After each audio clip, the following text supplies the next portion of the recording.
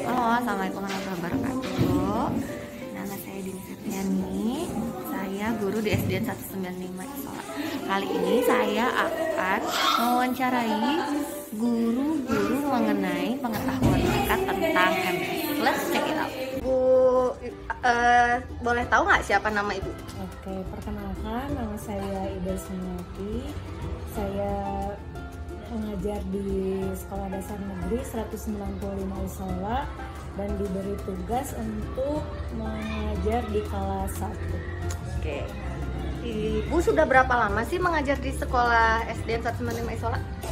Untuk bertugas di sekolah ini kebetulan dari 2003 ya, jadi sekitar 19 tahun. Oh, 19 tahun ya Bu. Luar biasa sekali. Bu, selain menjadi guru, Ibu pegang jabatan lain nggak di sekolah? Kebetulan Ibu juga diberi kepercayaan oleh kepala sekolah untuk melaksanakan tugas sebagai bendahara sekolah. Oke, nah Bu, kebetulan sekali nih yang ditanyain itu tentang MBS. Kalau menurut Ibu, MBS itu apa?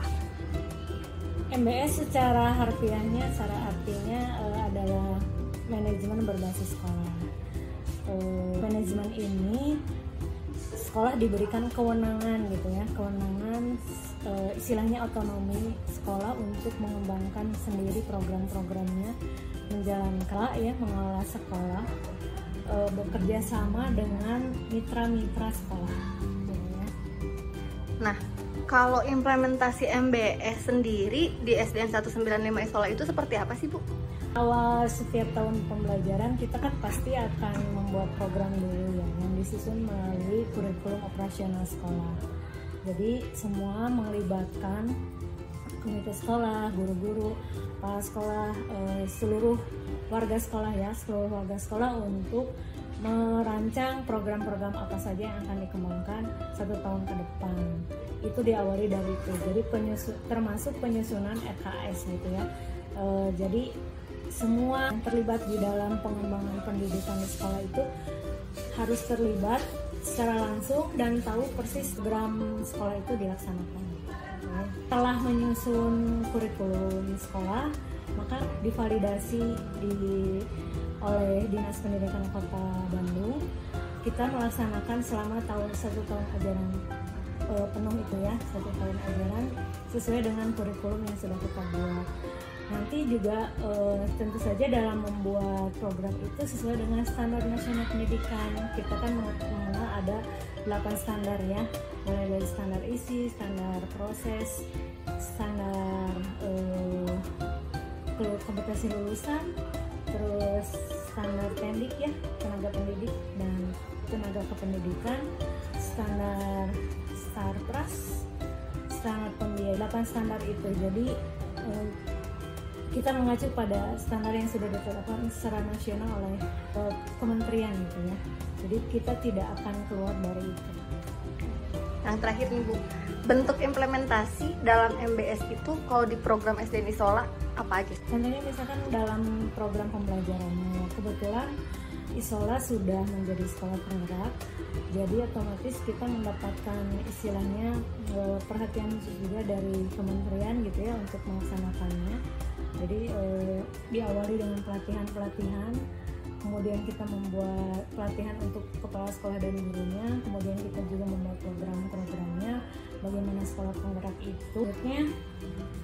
Program itu dilaksanakan termasuk proyek penguatan profil pelajar Pancasila itu ya. Jadi diarahkan kepada pencapaian tujuan yang ada di dalam kurikulum yang sudah dibuat. Halo Bu, Assalamualaikum.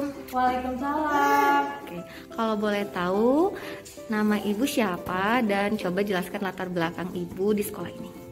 Nama saya Disa Nurul Ilmi, saya menjabat sebagai wali kelas 2C. Saya di sekolah ini baru bergabung di tahun ini. Oke.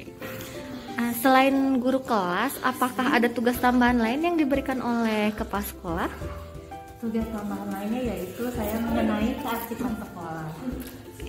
Nah Bu, saya ingin mengetahui gimana sih pengetahuan tentang MBS yang kira-kira Ibu tahu. Yang pertama nih, kalau menurut Ibu MBS itu apa?